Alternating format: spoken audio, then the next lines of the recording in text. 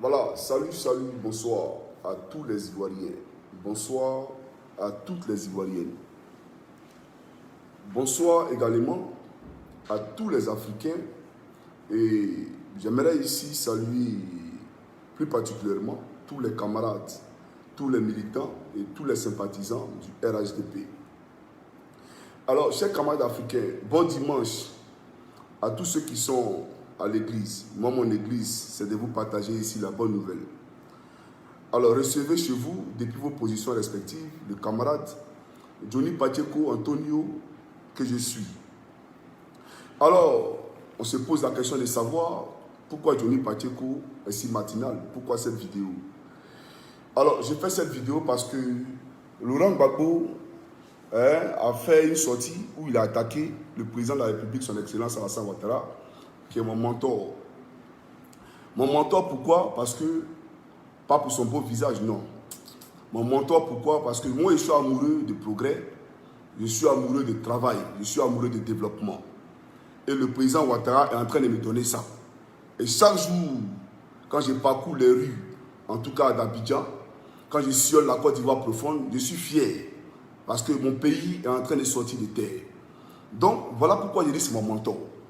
Alors, ce monsieur qui passe des nuits blanches à nous donner toutes ces belles choses, ce monsieur qui passe des nuits blanches à faire en sorte que la Côte d'Ivoire soit un pays rayonnant, on voit un Gbagbo Laurent qui l'attaque. Voilà, tu es venu créer ton parti politique, tu le crées. Voilà, tu le crées. Mais j'aimerais te dire simplement, en Côte d'Ivoire ici, la majorité, elle est RHDP. Et ce n'est pas un débat. La preuve, tu as été aux affaires, un président sortant, au premier tour, qui a 33%, bien 38%, là, ça devrait t'interpeller. Un président sortant, au premier tour, qui a 38%, même pas 51% ou 52%. Donc, nous savons ce que Laurent Gbagbo vaut véritablement en Côte d'Ivoire. Et encore une seconde preuve.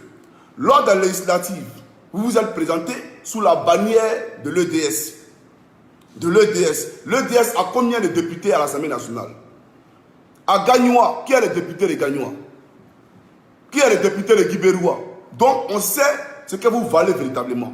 Donc, ce qui s'est passé hier au palais des congrès de l'Hôtel Ivoire, c'est une confrérie de sorciers et de sorcières, de frustrés et de gris, notamment les bédiéistes, les pro-rebelles, donc notamment les gars de Solo Kibafri Guillaume, et puis les égarés notoires qui sont aveugles, qui ont décidé de suivre Gbagbo Laurent dans sa bêtise. Voilà ceux qui sont à l'Assemblée hier à l'Hôtel Ivoire. Mais j'aimerais dire à Laurent Gbagbo que même s'il crée 151 partis politiques au carré, mais ça ne peut pas, ça ne peut pas occulter sa mauvaise gestion, la médiocrité de son travail lorsqu'il était aux affaires. Parce que son travail a été un échec. C'est ça la réalité.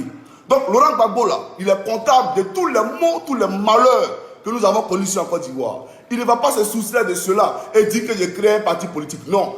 Le bon sens aurait voulu d'abord qu'on fasse le point, on fasse l'audit, on fasse le bilan devant les Ivoiriens avec le FPI.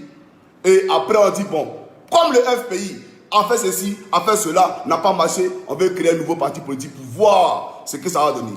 Voilà. Mais on vient à créer un autre parti politique. Mais hier on a été aux affaires et la Côte d'Ivoire était un mouroir. C'est ça la réalité. Alors on peut créer son parti politique, appeler les militants du PLCI, appeler les militants de Solo pour dire venez, on s'associe pour aller remplir l'Hôtel Ivoire. Mais on laisse Ouattara tranquille. Parce qu'on ne vous a pas demandé quoi que ce soit. Voilà la réalité. Quand vous parlez, d'abord on va lire son discours. J'ai expliqué aux Ivoiriens pourquoi il sort. Laurent Gbagbo dit, et je cite, il dit, bon, je vais lire, hein, Laurent Gbagbo dénonce un recul en Côte d'Ivoire sous Alassane Ouattara. De quel recul il parle? On va en profondeur. Dans un film institutionnel diffusé lors de la cérémonie d'ouverture du congrès constitutif du Parti des peuples africains Côte d'Ivoire, en parenthèse PPA, Laurent Gbagbo a donné des cours de démocratie, donc plus d'un professeur de démocratie. Je ne savais pas. Alors il va plus loin. Depuis que le pouvoir d'État nous a été enlevé, nous n'avons plus que remarqué le recul de la démocratie et les tentatives à peine voilées de restaurer le parti unique. Voilà ses propos. Alors j'aimerais dire à Laurent Gbagbo que c'est une insulte. C'est une insulte pour le président Ouattara lui-même et c'est une insulte pour tous les Ivoiriens. C'est ça la réalité. Et vous-même là, vous devriez avoir honte parce que ce que vous dites là, c'est en contradiction avec l'événement qui s'est produit hier à l'Hôtel d'Ivoire. Vous savez pourquoi? Parce que si effectivement, on voulait retourner au parti unique, vous n'allez pas vous rassembler à l'Hôtel d'Ivoire en train de créer un parti politique. Le président Ouattara n'allait même pas vous permettre d'être à l'Hôtel d'Ivoire pour créer un parti politique. Ça, c'est la première contradiction. Donc, quand on vous permet déjà de vous rassembler à l'Hôtel d'Ivoire et de créer votre propre parti politique, ça veut dire qu'en Côte d'Ivoire, effectivement, on respecte le multipartisme. Voilà, en Côte d'Ivoire ici, chacun est libre de militer là où il veut. En Côte d'Ivoire ici, chacun est libre de s'exprimer. C'est ce que ça veut dire. Le fait que Laurent Gbagbo ait créé hier sa structure politique, voilà ce que ça veut dire. Donc, il y a un fossé là, vous êtes en train de mentir. Maintenant, vous dites que ici là, on recule. Il n'y a pas de démocratie, il n'y a pas ceci, il n'y a pas cela. Mais je suis d'accord avec ce que vous dites. Vous savez pourquoi? Parce qu'aujourd'hui, ce que nous voyons à la télévision, ce que nous voyons dans notre quotidien, nos fréquentations, etc., ça nous donne un sentiment d'injustice.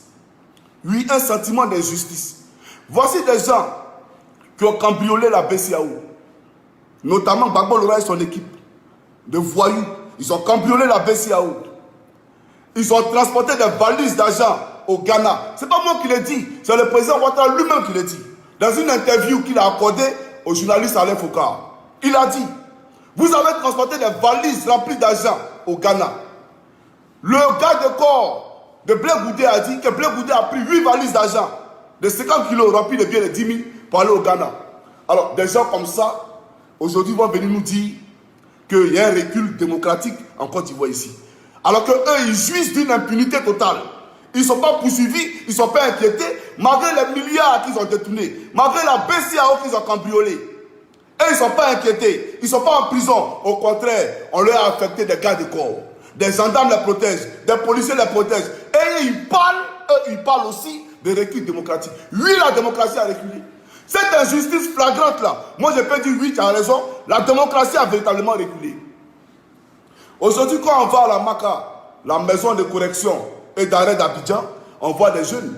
Quand on leur demande qu'est-ce qu'ils ont fait, des délits mineurs. Non, j'ai volé tant, j'ai escroqué. Mais vous, je vais vous présenter quelqu'un ici. Voilà, parce qu'il faut aller étape par étape pour que les Ivoiriens comprennent dans quoi nous sommes. C'est très important. Chers camarades, aujourd'hui, on ira en profondeur. Voilà, on va aller en profondeur parce qu'il ne fallait pas me chercher.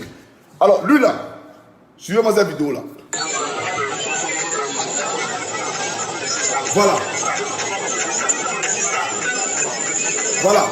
Celui-là, il s'appelle Damana Aïdia Picasse. Damana Aïdia Picasse. Et vous, Gbagbo Laurent, avez déplacé de Paris en 2004 pour organiser le congrès de la FESI. C'est-à-dire que vous avez payé son billet d'avion de Paris pour venir organiser le congrès de la FESI. C'est vrai, mais c'est faux. C'est que Johnny Pacheco dit c'est faux. Vous l'avez fait. C'est ça la démocratie, la pensée de la démocratie pour vous. Hein. Ça dit qu'un président appelle Damana Picasse de France et on le finance pour organiser un congrès de FESI. C'est la pensée de la démocratie, ça pour Gbagbo Laurent. Ce monsieur, à cause de qui la guerre est arrivée en Côte d'Ivoire, ce monsieur se pavane tranquillement à Abidjan ici. Il tient des meetings où il attaque même le président Ouattara, qui a été arrêté. Il a été inquiété. Est-ce qu'aujourd'hui la Picasse il est à la MACA? Mais il y a des jeunes qui ont fait des délits mineurs qui sont aujourd'hui à la MACA. Donc effectivement, il y a un recul démocratique en Côte d'Ivoire, on le constate. Parce que les vrais criminels de guerre, là, ils sont là, ils sont tranquilles, ils sont peinards, on ne les touche pas. Et pour corroborer ce que c'est en train de dire, suivez ici, c'est un appel que Damana Picasse lançait aux jeunes de Côte d'Ivoire pour qu'il y ait la guerre dans ce pays. Suivez-moi cette vidéo là. Converger vers le périmètre présidentiel. Converger vers le périmètre présidentiel. Conzacville, Port-Boué, Bridi, Koumassi, Makori, Trashville doivent venir au plateau pour sécuriser le périmètre du palais de la République. Voilà. C'est une vidéo de 7 minutes. Et dans cette vidéo-là, il dit tant d'énormité. Il appelait les Ivoiriens. Mais est-ce que les Ivoiriens, là, c'est les militaires? C'est les militaires. Donc, le peuple de Côte d'Ivoire leur a servi de bouclier humain. Dans les 3000 morts, 95% sont ces jeunes patriotes-là, que eux, ils ont appelé à mourir pour leur cause. Qu'ils ont armés Ils ont armé, et ils n'ont pas venu dire que c'est faux. Ils ont armé des jeunes gens sur le campus universitaire pour faire la guerre. Et aujourd'hui, ils sont en Côte d'Ivoire, ils se promènent tranquillement. Donc, effectivement, il y a un recul de la démocratie, Laurent Gbagbo. Il y a un recul de la démocratie. Sinon, quand on veut conjuguer, comment on appelle ça, quand on veut conjuguer l'expression démocratique dans son sens étymologique, mais en Côte d'Ivoire ici, dites-moi, est-ce que les Ivoiriens ne vont pas tranquillement à leurs occupations? Est-ce que votre parti politique, le FPI, d'Afin Guessant, d'après vous là, a été dissous? Est-ce que le FPI a été dissous? Est-ce que Ouattara vous a empêché de créer votre propre parti politique? Non. Donc de quel recul démocratique on parle? Et Laurent Gbagbo, il faut dire aux Ivoiriens que votre parti politique que vous avez créé là, Ouattara va vous payer. Vous aurez 800 millions par an que l'État de Côte d'Ivoire va vous donner. Mais c'est ce qu'on donne aux partis politiques ici en Côte d'Ivoire. Alors, vous n'avez pas pitié de nous? La Côte d'Ivoire n'a pas assez de problèmes. Le monsieur est en train de travailler, construire des routes, il se démène. C'est vous les mêmes là qui l'accusez. Il prend crédit, il prend crédit. Quelqu'un qui prend crédit, donc il n'a qu'à le prendre crédit pour te donner, pour financer ton parti politique. Il n'a qu'à le prendre crédit pour te donner. Vous n'avez pas honte. Alors, ça c'est le premier point. Alors, on va discuter de ça. On aurait pu faire son congrès sans parler de recul démocratique en Côte d'Ivoire. Mais on va parler de recul démocratique. Laurent Gbagbo, je vais vous présenter ici d'abord la vidéo du président Ouattara qui, bien entendu, amnistiait Simone Yves Gbagbo, votre épouse. Voilà, votre épouse. Et j'aimerais rappeler ici à Gbagbo Laurent qui a la mémoire sélective. Quand il est arrivé à Abidjan, à l'aéroport international Félix Houphouët-Boigny, qu'est-ce qui s'est passé? Mais il a conjugué ce qu'on appelle le foutage de gueule. Il a conjugué ce qu'on appelle la polygamie à l'aéroport. Et pourtant, il venait de fouler le sol d'un pays où la polygamie n'est pas reconnue dans la loi. Aucune loi ivoirienne n'autorise la polygamie. Mais vous avez répudié, humilié, rejeté votre femme devant les caméras du monde entier ici à l'aéroport. Le président Ouattara vous a dit quoi? Mais ici, là, c'est l'image de la Côte d'Ivoire que vous avez dégradée. On va dire, regardez ces Ivoiriens-là. Regardez-les. Un monsieur qui est marié. Regardez comment il se comporte dans l'aéroport avec sa femme. C'est Ouattara en voix en même temps. C'est l'image de Ouattara en voix en même temps. C'est pas Gbagbo Laurent en voix. C'est ça la réalité. Donc si vous étiez venu le faire à décès, il faut nous le dire. Donc c'est ça aussi le recul démocratique là. D'après vous, vous parlez de recul démocratique. Vous avez voulu nous faire reculer démocratiquement. Mais le président Ouattara, au contraire, vous a laissé conjuguer votre polygamie. Vous a laissé de votre bêtise humaine. Il ne vous a rien fait, il ne vous a rien dit. Quand vous êtes donné un spectacle à l'hôtel, à l'aéroport, qui a parlé? Qui a parlé en Côte d'Ivoire ici? Pourtant, la Côte d'Ivoire n'autorise pas. Simone Gbagbo était dans tous ses droits, mais vous l'avez humilié. Qui a parlé en Côte d'Ivoire ici? Personne n'a parlé. Donc, en Côte d'Ivoire, c'est pour vous dire, bienvenue sur la terre de la démocratie. Consulte ta polygamie comme bon te semble. Nous, Ouattara, on te regarde. Voilà ce que le président a dit. On va avancer parce que vous savez, il faut qu'on avance. Alors, chers camarades, j'ai dit j'allais présenter la vidéo du président qui a amnistié Simone Yves Gbagbo. Écoutons cette vidéo-là rapidement. Procédé ce lundi 6 août 2018 à la signature d'une ordonnance portant amnistie. Cette amnistie bénéficiera à environ 800 de nos concitoyens poursuivis ou condamnés pour des infractions en lien avec la crise post-électorale de 2010 ou des infractions contre la sûreté de l'État commises après le 21 mai 2011, date de ma prestation de serment en qualité de président de la République. Cependant, une soixantaine de militaires et de membres de groupes armés ayant commis des crimes de sang ne seront pas concernés. Je voudrais préciser que sur les 800 personnes concernées par cette amnistie, environ 500 sont déjà en liberté provisoire ou en exil et verront leur condamnation pénale effacée. De ce fait, il sera mis fin aux poursuites à leur encontre.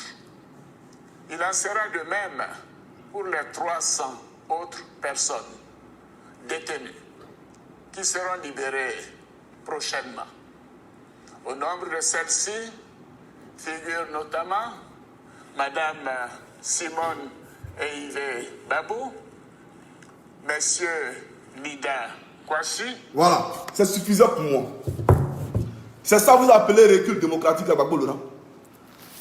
L'acte fort qui vient de poser là, c'est ça que vous appelez recul démocratique. Votre place est en prison. Vous-même là, à l'aéroport international Félix Houphouët-Boigny, vous devriez être arrêté et conduit à la Baka. Mais vous êtes en Côte d'Ivoire aujourd'hui, vous êtes escorté par des véhicules de corps habillés. Votre femme là, aujourd'hui je crois qu'elle est au Congo, donc elle voyage librement. Le président Ado a posé un veto à la CPI lorsque celle-ci demandait que Simone Gbagbo soit jugé à la CPI. Aldo a dit qu'il ne veut pas. Elle va rester en Côte d'Ivoire ici. Vous appelez ça un recul démocratique? Vous êtes sérieux? Vous n'avez pas honte? Mais ça, on parle d'abord du président Ouattara et sa gestion. Après, on parlera de votre gestion. Parce que là où moi je suis à l'aise, c'est que le sujet dont je parle a été aux affaires. Vous avez été aux affaires. Donc on va parler de votre gestion. J'ai comment l'Africain peuple de Côte d'Ivoire. Alors, j'ai rappelé que au palais de congrès de l'hôtel Ivoire hier, il y avait les membres du GPS. Donc le parti de Solo Kibafourik. Alors, Solo Guillaume aujourd'hui associé à Gbagbo Laurent. Solo Guillaume aujourd'hui qui soutient Laurent Gbagbo dans la création d'un parti politique pour venir contre le président Ouattara. On va écouter Guillaume Soro. Ce qu'il disait de Gbagbo Laurent et ce qu'il dit du président Ouattara dans une même vidéo, la vidéo là, en tout cas, vous allez écouter ce qu'il dit et bien entendu après, je poursuis la locution. Cher camarade africain de Côte d'Ivoire, écoutons Guillaume Soro. Vous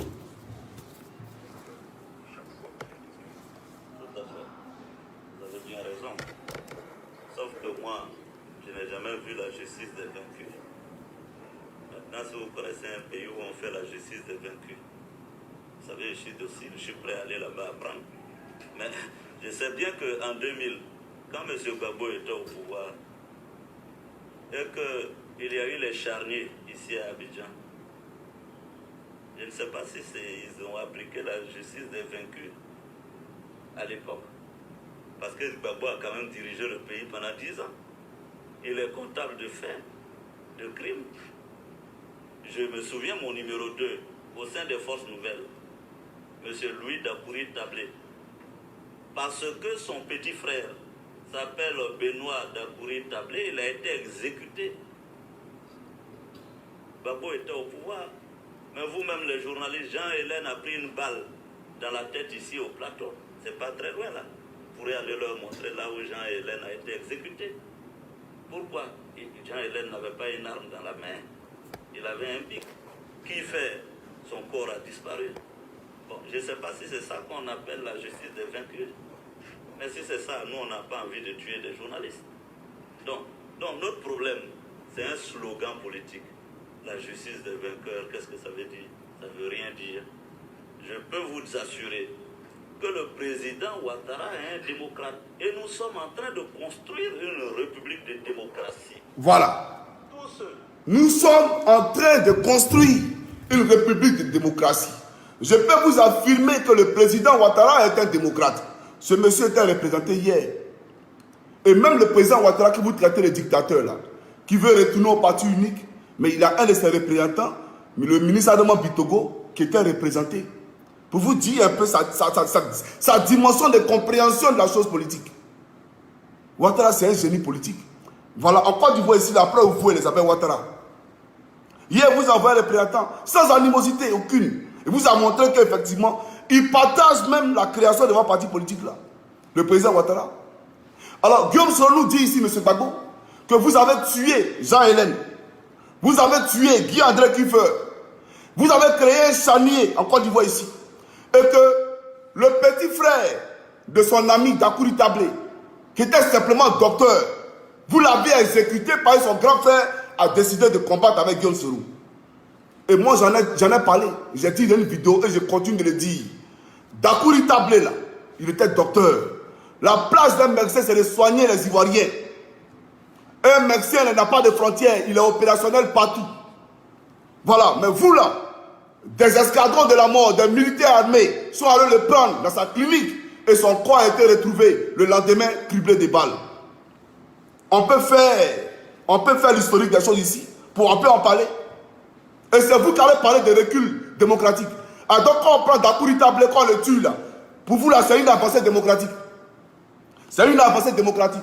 En quoi est-ce qu'il est comptable des faits ou des agissements de son frère Dakouri Tablé qui avait selon Kimafrigium? En quoi est-ce que son frère est comptable de cela?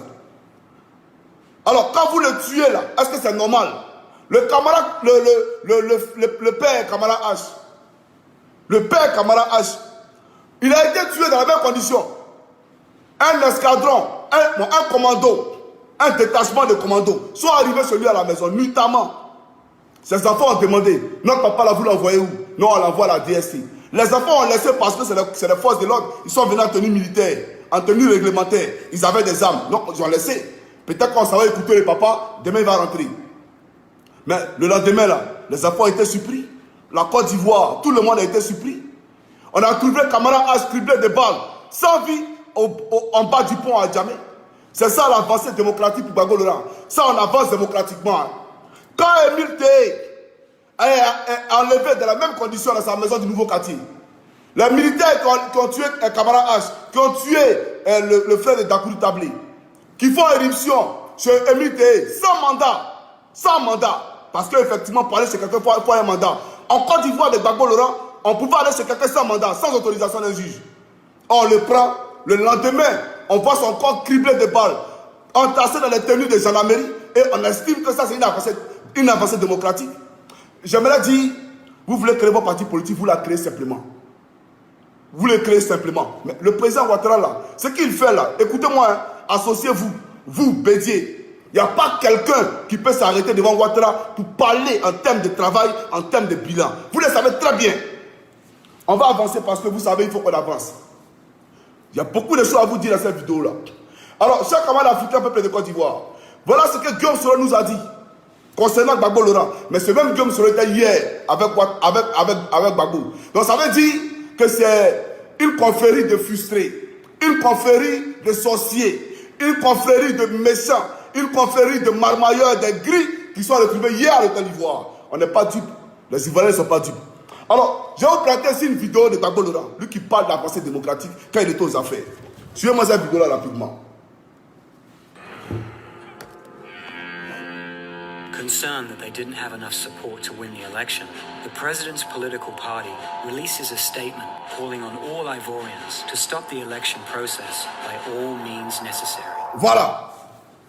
Conscient qu'il n'a pas assez de soutien pour gagner les élections, Laurent Gbagbo a donné ordre aux jeunes patriotes d'empêcher les élections par tous les moyens. Voilà ce qu'ils sont dit en anglais ici. C'est vrai, mais c'est faux. Il y a des gens qui comprennent l'anglais ici, non? Est-ce que la traduction qu'il vient de faire, est-ce que c'est vrai, mais c'est faux? Est-ce qu'elle est erronée? C'est la vérité qu'il vient de dire. Et on va écouter ces jeunes-là maintenant. Suivez-moi cette vidéo-là. Si la communauté internationale n'a pas combattu de régler la crise citoyenne, il arrive un jour où le peuple ivoirien et en majorité la jeunesse citoyenne en chômage va se lever comme un seul homme. S'il n'y a pas d'élection, il y a élection, c'est Gbagbo qui est là. Le président maintient son poste. Voilà. Donc, c'est ça que Gbagbo Laurent appelle principe avancée démocratique. Quand on manipule des jeunes. Et lui-même n'a pas honte. Non, les jeunes au chômage. Donc, tu étais au chômage. Tu étais au chômage. Mais effectivement, Laurent Gbagbo a besoin que tu restes au chômage. Comme ça, il peut lui donner 1000 francs, il peut lui donner 2000 francs pour que tu viennes le servir de griot. C'est ça la réalité. Donc, je pose une question au FPI. C'est ça l'avancée démocratique pour vous? Instrumentaliser les jeunes à votre cause et empêcher que les élections se tiennent. C'est ça l'avancée démocratique. Vous n'avez pas honte. Vous n'avez pas honte. Alors, chers camarades africains, peu de Côte d'Ivoire, on va avancer parce qu'il faut qu'on avance. Et rappelez-moi, j'aimerais dire à Gbagbo Laurent, quand on déverse en Côte d'Ivoire ici les déchets toxiques, qui ont aveuglé des Ivoiriens, qui ont paralysé des Ivoiriens. Écoutez, la Côte d'Ivoire a des frontières. Aujourd'hui, on dit qu'on a découvert du pétrole dans les océans ivoiriens. Mais j'aimerais dire, ce pétrole qui a été découvert là, pourquoi ce n'est pas avec le Libéria qui sont allés négocier l'exploitation de ce pétrole là? Pourquoi? C'est parce que ce pétrole là est dans le territoire ivoirien. Parce que même sur la mer, là, il y a le territoire ivoirien. Il y a des frontières sur la mer. Donc, le pétrole qu'on a découvert là, ça appartient à la Côte d'Ivoire. Voilà pourquoi ceux qui veulent l'exploiter viennent traiter avec l'État de Côte d'Ivoire. C'est pour dire qu'un bateau quitte à l'étranger, qu'il rentre dans le périmètre ivoirien là, chers camarades, la DST c'est ça. Voilà, la police c'est ça. La gendarmerie nationale c'est ça. Gbagbo Laurent c'est ça. C'est vrai mais c'est faux. Mais un bateau rempli de déchets toxiques qui quitte en Hollande et qui arrive pour venir stationner sur ton port pour tuer les Ivoiriens et tu as nous dit que tu n'es pas au courant. Ah, c'est ça l'avancée démocratique pour toi. Où les Ivoiriens n'ont pas droit à la parole. Taisez-vous et mourrez. Fermez votre gueule et mourrez. C'est ça la démocratie pour Gbagbo Laurent. Mais aujourd'hui, beaucoup d'Ivoiriens ont été aveuglés à cause de Gbagbo Laurent, à cause de cette bêtise. Et ils vont venir faire la leçon de morale aux gens que non, hier, aujourd'hui, sous Ouattara, on recule, la démocratie recule. Là où lui, il a été créé parti politique, là où lui, il est surveillé par le corps habillé. Mais si on pouvait surveiller tous les Ivoiriens comme ça, il allait comprendre. Là, ça allait être vraiment, on allait dire que la démocratie recule. Mais lui, il joue d'un confort pas possible. Et on dit que la démocratie recule. Qu'il soit à peine de prison, regardez son train de vie. Et puis la démocratie recule. Soyons sérieux les frères. On va avancer parce que vous savez, il faut qu'on avance. Alors, ici là, c'est tenu le procès du général Robert Gueye. Écoutez-moi cette vidéo là rapidement. Un dispositif sécuritaire composé de gendarmes et de policiers. Un public soumis à une fouille. Des couloirs occupés par les forces de l'ordre. Nous sommes au palais de justice d'Abidjan. Et c'est ce jeudi que reprend le procès sur l'assassinat de l'ex-chef de l'État, le général Robert Gueye. 9h08. Le quart de la gendarmerie nationale transportant les présumés coupables fait son entrée dans l'enceinte du palais. Il s'agit de 19 militaires sur les 24 accusés. Ils comparaissent pour les faits d'assassinat et de complicité d'assassinat du général Robert Gueye, de son épouse, des membres de sa famille et des membres de sa garde rapprochée. Les débats de forme ont commencé. Tous ont été présentés. Voilà. Celui qui est ici là, c'est lui qui est là. Et puis lui qui est là, c'est lui d'Akwasi. Lui là, c'est CKCK. Le commandant CKCK. Il était l'aide de camp, c'est un gendarme. Il était l'aide de camp de Simone et Yves Gbagbo. Voilà ceux qui ont tué Gueye Robert. Voilà ceux qui ont tué Gueye Robert. CKCK, il répondait aux ordres de qui? C'est de Ouattara, il répondait. Ou c'est de Konan Bédié, il répondait. Ou c'est de feu Gon Koulibaly. Ou feu Ahmed Bakayoko, il répondait. Il répondait de vous. CKCK répondait de vous. Lida Kwasi Moïse répondait de qui? De Ouattara. Il répondait de Bédié. Ou il répondait de comment on appelle ça? Il n'a pas dit son nom. Chers camarades, il répondait aussi de vous. Mais voilà ce qu'on tue Gueye Robert. Gueye Robert était dans une cathédrale. Dans une cathédrale. Vous qui partez à l'église là, vous qui mentez à l'Éternel, vous rentrez dans une maison sainte, dans un lieu saint. On viole l'écriture. On prend Gueye Robert qui allait demander l'asile à Dieu. Il demande l'asile politique à Dieu. Et on s'en l'arracher dans les mains de l'Éternel. On va l'assassiner à la corniche. Et on vient dire ici qu'il y a un recul de la démocratie en Côte d'Ivoire. Vous êtes sérieux là? Et sa femme Rose Doudou Gueye. Elle était tuée comment? Rose Doudou, elle est politicienne. Ah, donc son péché mignon, c'est de s'être mariée à Gueye Robert. Il ne faut pas se marier. Elle s'est mariée à Gueye Robert, c'est un crime contre l'humanité. Elle a été exécutée au même titre que son mari. C'est ça l'avancée de la démocratie, Gbagbo Laurent. Ne fusilez pas les gens. Hein. On va avancer parce que vous savez, il faut qu'on avance. Chers camarades africains, peuple de Côte d'Ivoire, je vais présenter ici une vidéo à Gbagbo Laurent, lui qui parle d'avancée de la démocratie. Quand il était aux affaires, qu'est-ce qui s'est passé ici dans ce pays? Suivez-moi cette vidéo-là rapidement. En Côte d'Ivoire, après la journée de violence hier, le président Gbagbo devrait s'adresser à la nation ce soir à la télévision. L'opposition, quant à elle, revoit à la hausse le bilan des affrontements et parle de 120 morts. À Abidjan, le climat est incertain. La France lance un nouvel appel au calme dans cette crise de tous les dangers. Sur place, Éric Meunier, Frédéric Ranck. Le calme régnait aujourd'hui sur Abidjan aux allures de ville morte. Des artères toujours quadrillées par les forces de police et les militaires, néanmoins bien moins tendues que la veille. À Abobo, l'un des quartiers où la répression a été la plus dure, 3 cadavres attendaient encore au centre de santé communautaire. Vous savez qui a fait ça? Bon, les forces de l'ordre. C'est les forces de l'ordre. Vous êtes sûr? Oui, c'est les forces de l'ordre. Et eux, c'était des militants, ils voulaient... Oui, c'était des marcheurs. Des marcheurs. Une morgue improvisée, vide des familles des victimes. Celles-ci, terrorisées, préféraient pleurer leur mort chez elles, de peur de nouvelles descentes de police, de nouvelles rafles. On a eu peur, on allait se mettre avec les cadavres. C'est après, quand ils sont partis, que nous sommes sortis. Vous êtes cachés avec les cadavres? Avec les cadavres. C'était là, on voulait manifester pour un petit truc. Un coup, quand on est sorti, on a vu que les gars tiraient sur nous à balles réelles. On n'a rien compris. Là, sur roquette, ils ont pris, ils ont abattu nos frères. Vous avez été tués par balle? Oui, c'est par balle, c'est par balle. Dans une cour, 2 autres cadavres. Devant la mosquée, un autre corps attendait d'être emporté par des services funéraires municipaux débordés. Au palais ce soir, le président Gbagbo présente une toute autre version des faits. Donc qu'est-ce qui s'est passé selon vous hier? Il y a eu quoi? Il y a eu une tentative de... C'est une insurrection. C'est une insurrection. Et ce n'est pas la première fois que nous avons affaire à une insurrection de ce type. Il y a un président de la République dans la maison. Et que ce président de la République tient son pouvoir et des élections et des dispositions de la Constitution. Et que cela n'a pas changé. Voilà. Chers camarades, excusez-moi, je suis déchargé. Donc je vais changer d'emplacement. Je vais changer de cadre. Voilà, pour faire la vidéo. Voilà, donc ici c'est bon. Donc, M. Gbagbo Laurent, voilà ce qu'il a dit hier.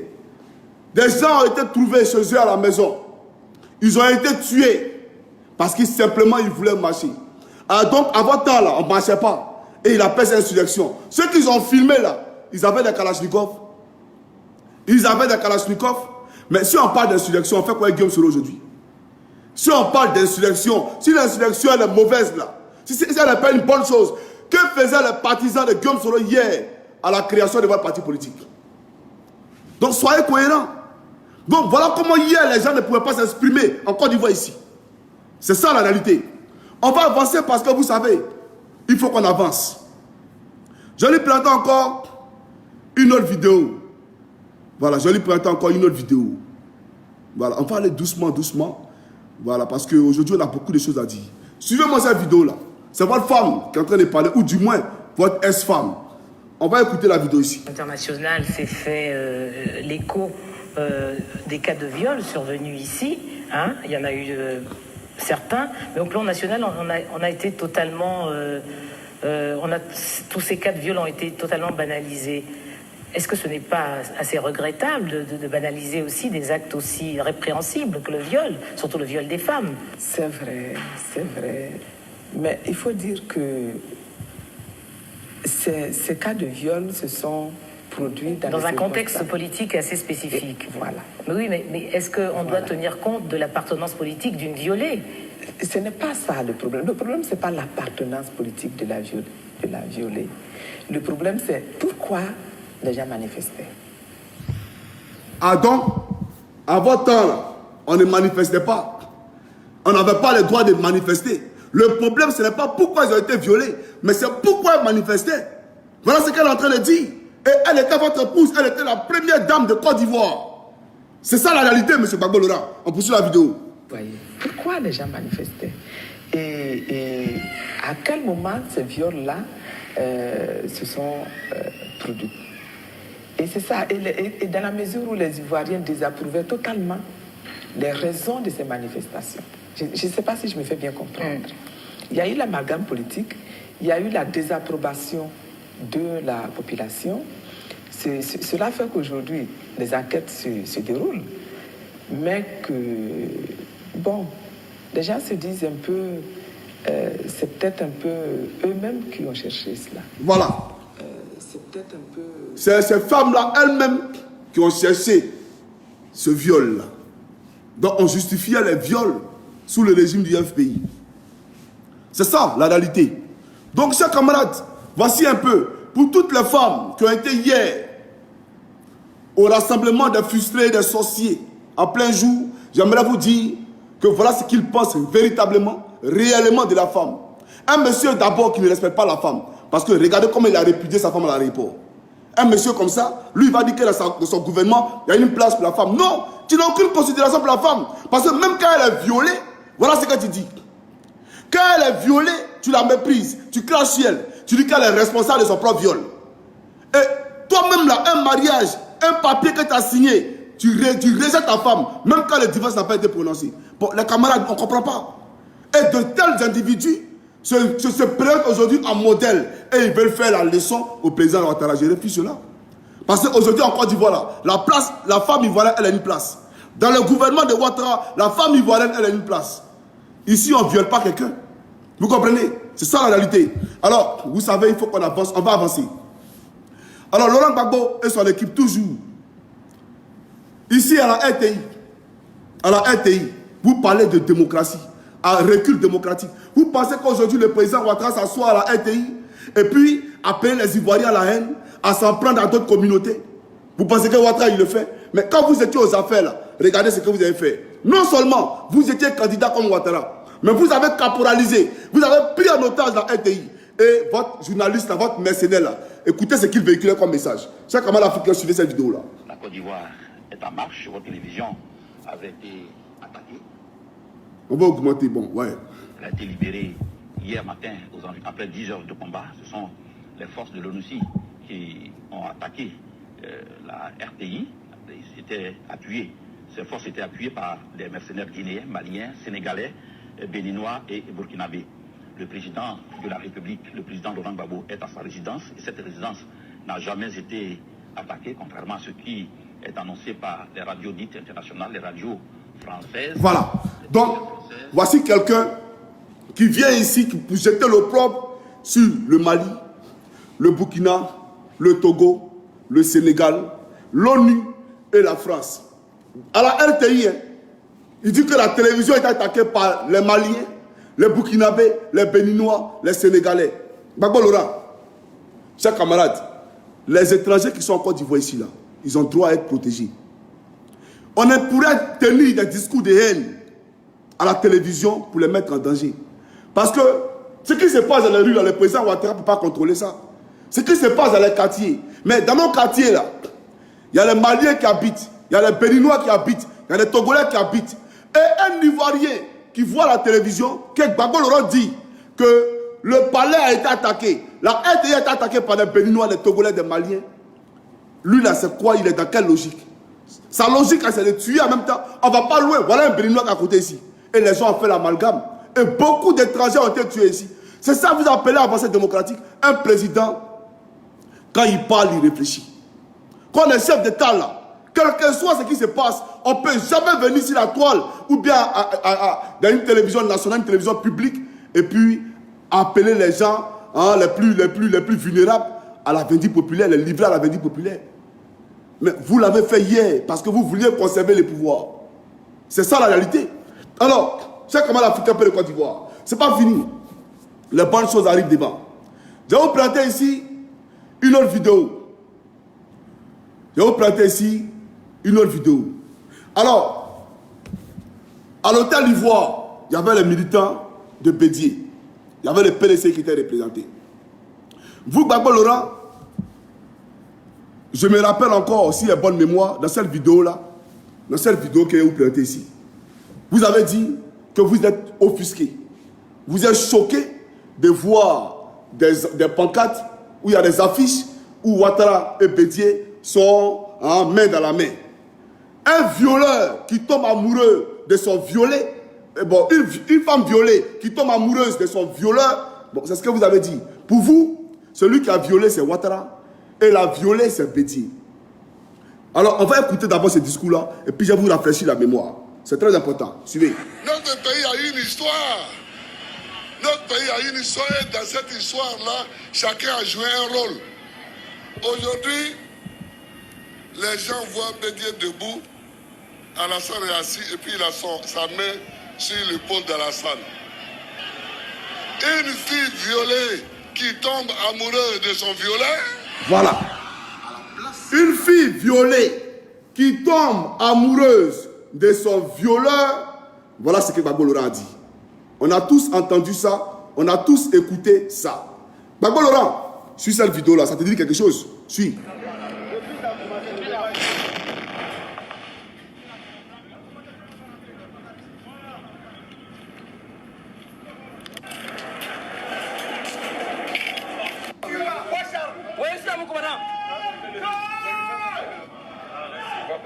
Voilà, c'est vous qui êtes là, non? En ce moment-là, Bédié, il était à l'hôtel du Golfe. Si vous estimez que c'est vous, la femme violée, là, la fille violée qui est sur mon écran ici, le violeur, c'était Bédié. Il était à l'hôtel du Golfe. Donc, Gbagbo Laurent, le violé, est tombé amoureux de son violeur. Donc, vous tombez amoureux de votre violeur. Je me pose, je m'interroge. Et ce même Bédié, M. Gbagbo Laurent, pour vous rafraîchir la mémoire, parce qu'apparemment, vous êtes, vous, FPI, vous n'êtes pas trop chose là. Suivez cette vidéo-là. Au moins 46% ont voté pour Laurent Gbagbo au second tour. Aujourd'hui, il est aux arrêts. Quel doit être son sort à Laurent Gbagbo et dans le contexte d'une opposition aujourd'hui qui est aphone, qui se recherche? Le sort de Laurent Gbagbo dépendra des instances de justice, car ces détournements économiques, les atrocités dont il est l'auteur, les crimes de sang sont nombreux. Et des plaintes ayant été déposées, il est inculpé pour ce qui concerne les crimes économiques. Et pour le reste, la Cour pénale internationale est en train d'effectuer des investigations. Par conséquent, Laurent Gbagbo n'échappera pas à la justice. Voilà. Voici ici les propos de Bédié. Et lui, il affirme. Il dit, à côté des crimes de sang, vous avez cambriolé la BCAO. Donc vous avez commis en Côte d'Ivoire ce qu'on appelle des crimes économiques. Par conséquent, vous n'allez pas échapper à la justice. Mais aujourd'hui, là, est-ce que vous êtes en prison en Côte d'Ivoire ici? Vous avez échappé à la justice? Au contraire, on vous regarde. Donc on a été amnistiés. Ils se pavanent tranquillement en Côte d'Ivoire ici. Tandis que ceux qui ont volé 500, 1000 francs, 3000 sont en prison. Je ne dis pas que voler c'est bon, hein, mais je dis que quand on veut dire le droit là, on dit le droit pour tout le monde. On ne fait pas du favoritisme quand on dit le droit. Voilà. Parce qu'aujourd'hui, ça donne le sentiment que quand on est au FPI, on peut tuer en Côte d'Ivoire ici, on sera amnistié. C'est ça la réalité. Donc, M. Gbagbo Laurent, vous êtes tombé amoureux de Bédié. Bédié, il est avec vous aujourd'hui. Il est venu en renfort hier au palais de congrès, il était en renfort là-bas. Guillaume Soro, il était en renfort aussi. Mais Guillaume Soro et Bédié étaient alliés hier. Ils étaient à l'hôtel du Golfe. C'est ça la réalité. Chaque camarade africain peut de Côte d'Ivoire. On va avancer parce que vous savez, il faut qu'on avance. Alors, je vais ici leur rafraîchir la mémoire. Voilà, il ne fallait pas me chercher. Faites votre truc là, mais ne me cherchez pas. Alors, vous parlez d'avancée démocratique. On va d'abord savoir votre état d'esprit. Comment vous, là, vous pensez au FPI? Parce que ça, là, c'est une dérivée du FPI. Oui, c'est une dérivée du FPI. Ton PPA, là, pas autonome d'habitat que tu as créé, là, c'est une dérivée du FPI. J'aimerais dire à Gbagbo Laurent, qui a créé le PPA, prisonnier politique, et je ne sais pas quoi, là. Écoutez-moi très bien. Ce que les Ivoiriens doivent comprendre, c'est-à-dire pour adhérer à un parti politique, il faut connaître l'état d'esprit qui anime les tenants de ce parti politique-là. Alors, voici un cadre, et pas de moindre, Lida Kwasi Moïse, qui a sa place notamment en prison, mais qui a été amnistié avec Simon Gbagbo par le président Ouattara. Et Laurent Gbagbo explique que la justice recule, la démocratie recule. Mais c'est Lida Kwasi, on va voir ici ce qu'il dit. Ce qu'il dit aux Ivoiriens. Écoutez très bien la propos de Lida Kwasi. C'est comme l'Africain. Suivez.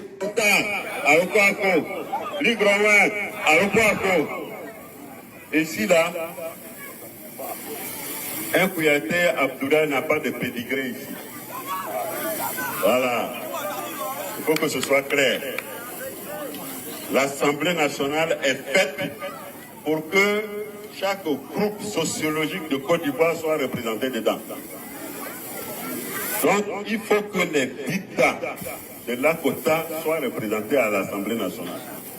Pour que les Dida soient représentés à l'Assemblée nationale, ils n'ont pas besoin de Kouyaté Abdoulaye. Parce que les Dida ont suffisamment de cadres, de hauts cadres compétents, des intellectuels, des hommes de culture. Il y en a beaucoup.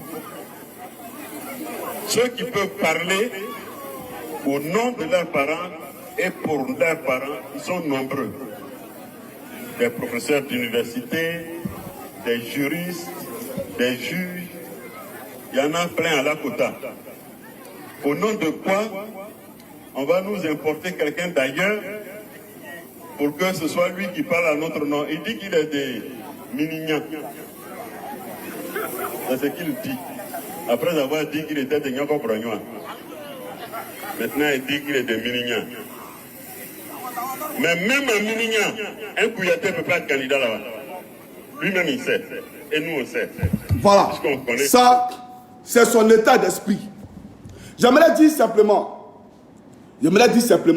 à Gbagbo Lora et son équipe, la Côte d'Ivoire, c'est un brassage de culture.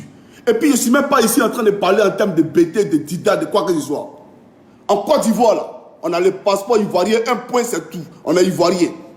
Si vous estimez que parce qu'on est brillé, on ne peut pas être candidat à Lakota, parce qu'on est malinqué, on ne peut pas être candidat à Issia ou à Lakota, mais c'est ce que c'est, camarade. À quoi sert la création d'un parti politique? Vous êtes des tribalistes. Vous êtes des exclusionnistes. C'est ça la réalité. C'est-à-dire, vous là, vous êtes venus pour ségréguer, pour diviser la Côte d'Ivoire. Voilà votre pensée. Votre fond intérieur là, c'est ce que ça reflète. C'est ça la réalité. Donc, voilà un peu la morphologie, voilà un peu la composante de son parti politique là. Des gens aussi racistes. Alors qu'on est dans la même Côte d'Ivoire là, on est dans la même Côte d'Ivoire. Vous pensez qu'en France, on dit non, toi, il faut aller à Paris, c'est là-bas tu peux être député. Mais on est ivoirien, moi on n'est pas ivoirien. Soit on est ivoirien, soit on ne l'est pas. Donc j'aimerais que les gens le comprennent. Parce que quand ils viennent et puis ils tiennent des discours pour flatter le peuple, non, nous on n'est pas dupes. On n'est pas dupes. On est suffisamment éclairés pour comprendre. Même ce que vous ne pouvez pas comprendre dans la nuit, nous on est suffisamment éclairés pour le comprendre. C'est ça la réalité. Alors, chaque camarade africain, ce n'est pas fini. Laurent Gbagbo lui-même abonde dans le même sens que lui. Tout à l'heure, j'ai vu en commentaire quelqu'un qui dit, concernant d'abord le chapitre de Simone Gbagbo, où il a répudié Simone Gbagbo à l'aéroport, il dit dans sa vie privée. Il n'y a pas de vie privée. Parce que quand on se marie et qu'il y a des problèmes à la maison, la femme ou le monsieur, il apporte ça devant le juge. Un monsieur peut convoquer sa femme à la gendarmerie. Une femme peut convoquer son époux à la gendarmerie. Et ils vont devant la justice. C'est ça la réalité. Quand ils veulent divorcer, c'est la justice qui prononce le divorce.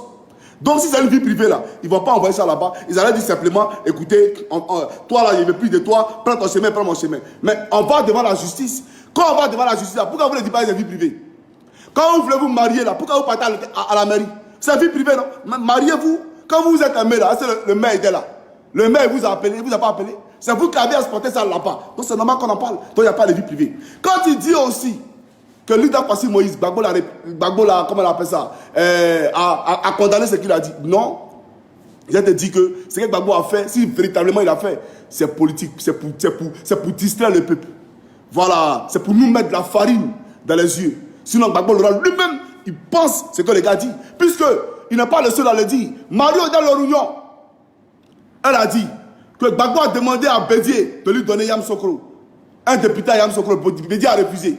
Donc elle aussi là, Gbagbo l'a envoyé à Gagnoua pour ne pas que le PLCI qui est baoulé là vienne prendre Gagnoua. Donc ils le pensent tous. Dans leur parti là, voilà la réflexion. Vous pensez que nous on est cons, on n'est pas des idiots. Alors, je vais vous faire écouter ici Gbagbo Laurent lui-même. Je vais vous faire écouter Gbagbo Laurent lui-même. Mais avant même qu'on écoute Gbagbo Laurent là, chers camarades, vous savez aujourd'hui, on veut distraire les Ivoiriens. Le FPI nous dit que le président Ouattara a créé une nouvelle république, une nouvelle constitution, une nouvelle constitution. J'ai venu, c'est pour embellir un peu la chose. Le RHDP a créé une nouvelle constitution. Mais Gbagbo Laurent, on va lui donner la parole ici pour parler de la constitution. Et vous allez voir que c'est un personnage incongru. C'est un personnage qui ment. Parce que lui-même il a dit, il dit quand quelqu'un est menteur, il faut dire que c'est un menteur. Donc je vais vous présenter ici les preuves de son mensonge. Alors, chers camarades africains, peu de Côte d'Ivoire. Un instant, s'il vous plaît. Alors, suivez ici cette vidéo-là. Quant aux institutions et à la diplomatie, il nous faut faire une réforme de la Constitution. Elle est indispensable. D'abord parce que nous avons eu la guerre. Il y a des gens... Voilà. Il dit, il nous faut faire une réforme constitutionnelle. Elle est indispensable. Donc, pour ceux qui ne comprennent pas français, ça veut dire qu'on doit faire une nouvelle constitution. Voilà. Suivez maintenant son développement. L'aliment préféré était de dire qu'on m'a exclu. Moi, je n'exclus personne. Tous les enfants qui vivent en Côte d'Ivoire sont les bienvenus. Et chez moi, le métier. Quand tu passes et que tu es bon et que tu es beau, on dit frère, c'est pas la peine de passer, bien t'asseoir ici. Tu es trop joli, il faut rester ici. Reste chez nous. On te donne la terre pour faire ta case. Et on te donne une partie de terre pour faire tes plantations. Donc on accueille. C'est comme ça nos villages s'agrandissent. J'ai été élevé dans cette culture. Quand on t'a reçu et qu'on t'a installé, il est interdit à qui que ce soit de dire que tu viens d'ailleurs. Celui qui un jour, même en s'amusant, se trompe et dit que tu as une origine étrangère, celui-là, l'assemblée du village est réunie et on lui pose une amende. Il paie au moins un mouton. C'est comme ça chez moi, dans ma culture. Donc je suis un peu étonné de voir ce débat-là, mais c'est ça derrière. Mais on va donc enlever ça dans notre constitution. Pour ça, il nous faut une modification constitutionnelle. Deuxième modification, je vais élargir les débats parlementaires. Donc je vais créer un Sénat. Voilà. On est d'accord. Hein? Il va élargir le débat parlementaire, il va créer un Sénat. Pour ceux qui disent aujourd'hui que oui, c'est budgétivore, le président Ouattara a créé un Sénat, etc. Votre mentor là, il voulait créer un Sénat hier. Il voulait rentrer dans une troisième république hier, où lui-même Gbagbo, il allait se présenter pour un premier mandat dans une troisième république. Voilà. C'est-à-dire qu'il a créé une troisième république et il allait se présenter pour un premier mandat dans cette même troisième république-là.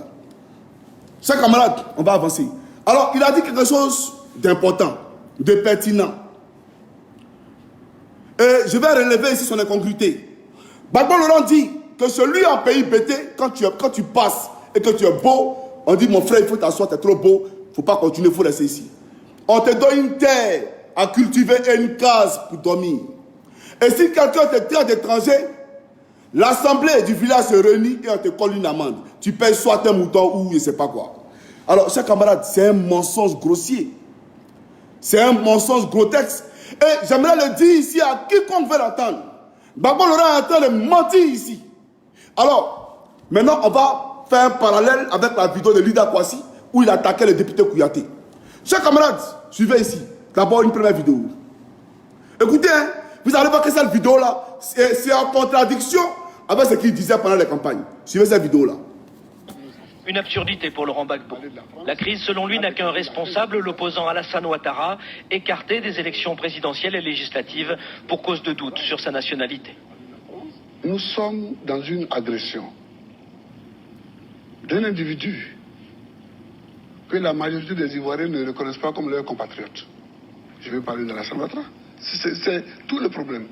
Alors, son intransigeance à l'égard de l'opposition est critiquée par les Occidentaux. Voilà. Donc il dit, nous sommes dans une agression d'un individu que la majorité des Ivoiriens ne reconnaissent pas comme leurs compatriotes. Il veut parler d'Alassane Ouattara. Bon, chers camarades, soyons clairs. Lui n'a pas dit que quand tu passes que tu es beau, on te dit qu'il faut t'asseoir ici. Tu ne vas plus, tu es notre frère, on te donne maison. Il faut rester. Celui qui te traite d'étranger, il paye une amende. Ce qu'il est en train de dire ici, là, est-ce que c'est en adéquation avec son discours qu'il a tenu pendant la campagne? Non. C'est faux.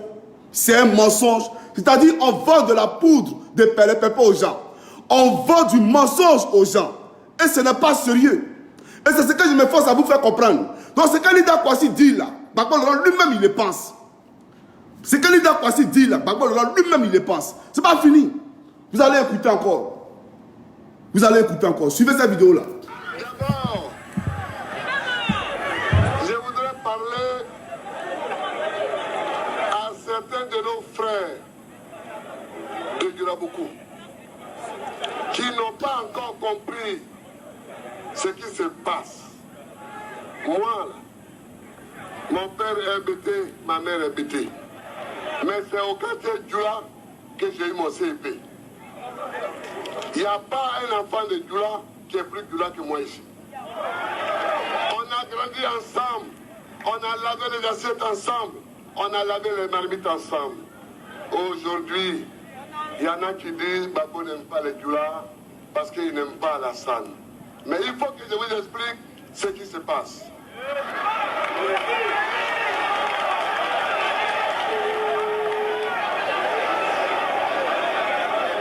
Nous avons eu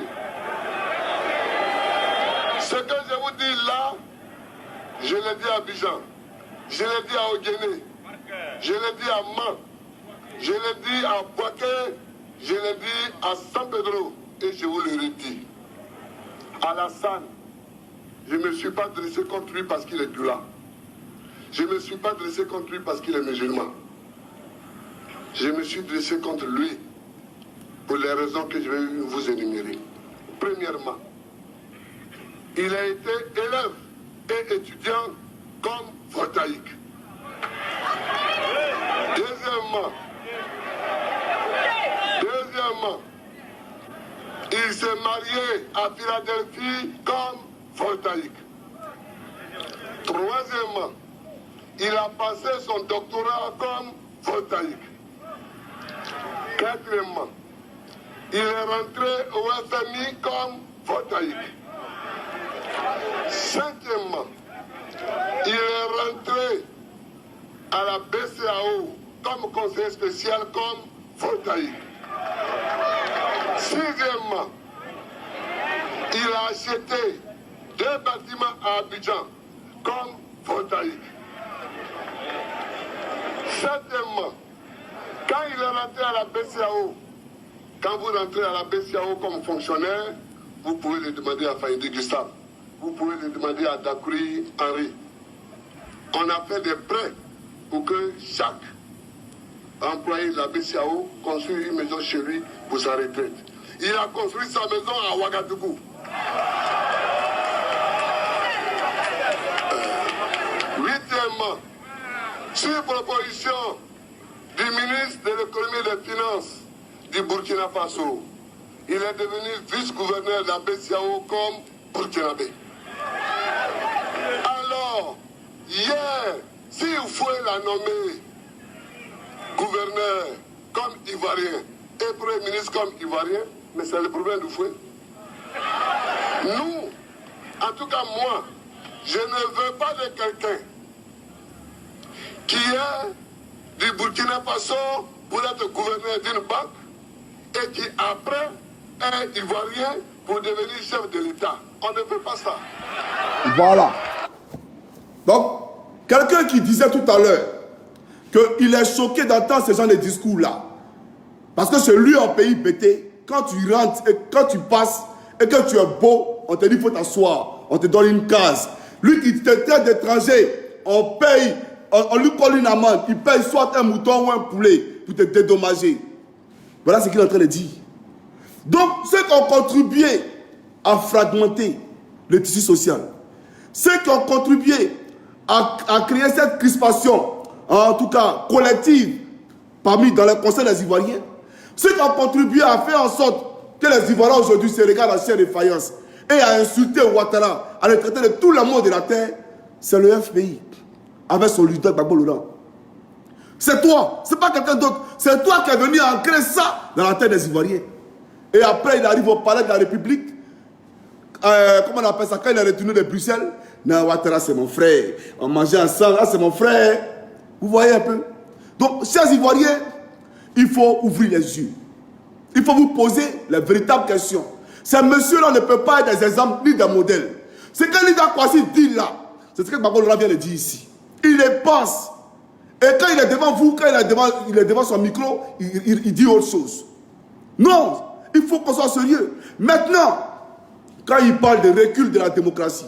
Gbagbo Laurent, en Côte d'Ivoire, on a une constitution. Et elle a la loi suprême, la loi fondamentale qui pérennise, qui stabilise la paix et la tranquillité dans notre pays ici. Il n'y a aucune loi qui est au-dessus de la constitution ivoirienne. Et il n'y a aucun individu qui est au-dessus de la constitution de Côte d'Ivoire. La constitution ivoirienne, là, elle appartient au peuple. Et c'est seul le peuple-là qui doit déterminer de sa suivi ou de sa... comment on appelle ça? De sa suivi ou non. Alors, voilà pourquoi, quand on veut la changer, on interroge le peuple dans un référendum. On appelle le peuple à se prononcer.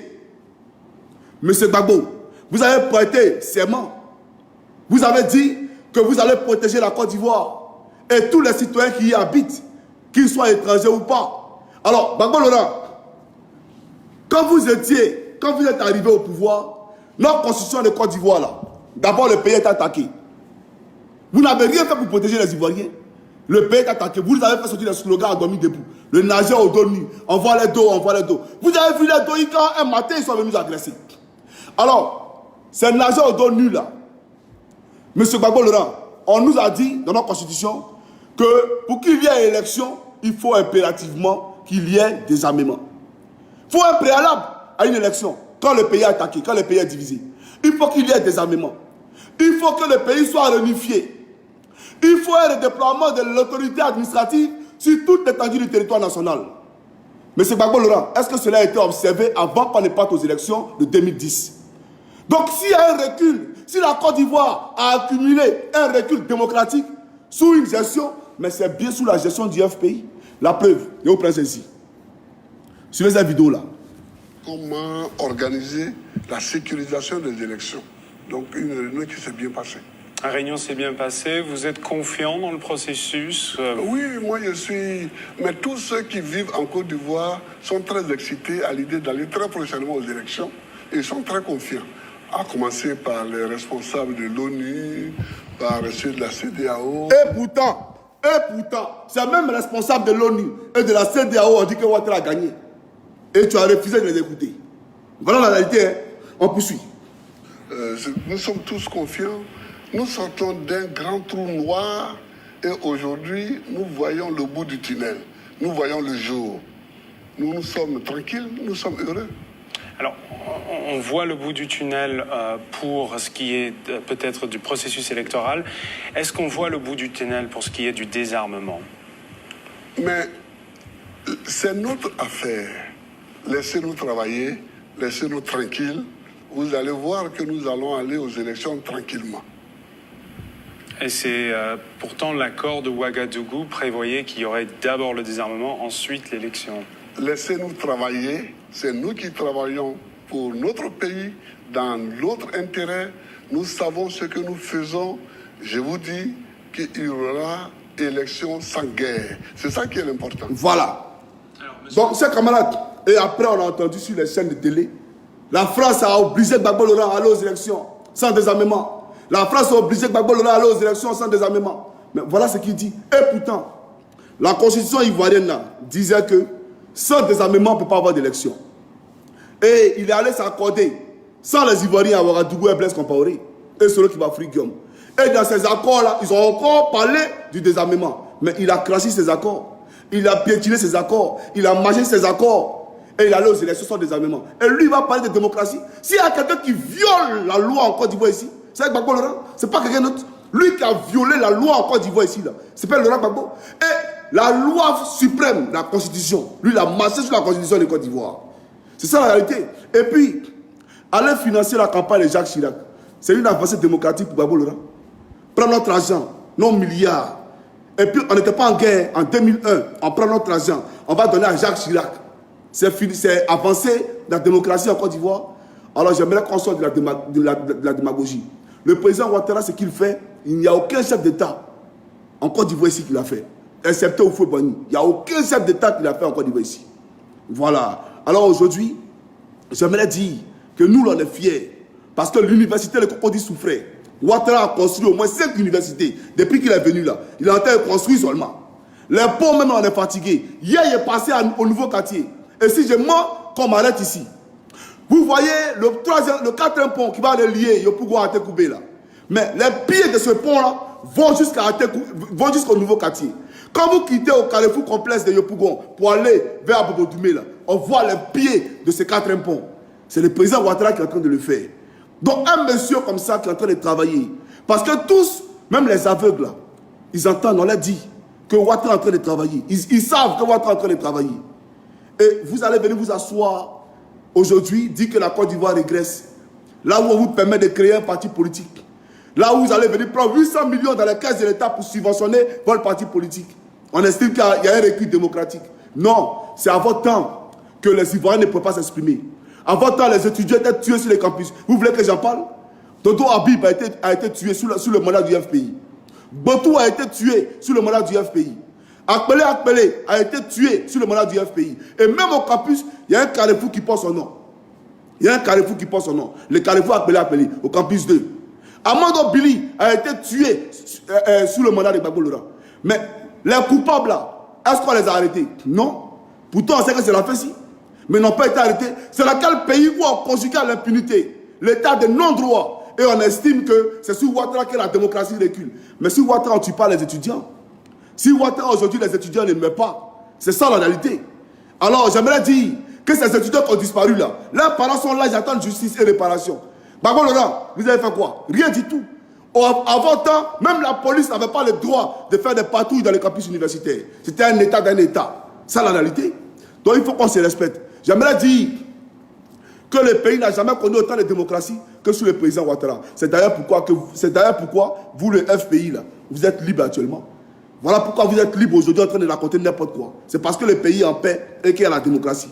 Portez-vous bien sur le Kama Joli, parti contrôle du MPA. Que Dieu bénisse le président Ouattara. Que Dieu bénisse la Côte d'Ivoire. Et tous ceux qui sont amoureux du développement et du progrès. Ainsi les morts. Ciao, ciao.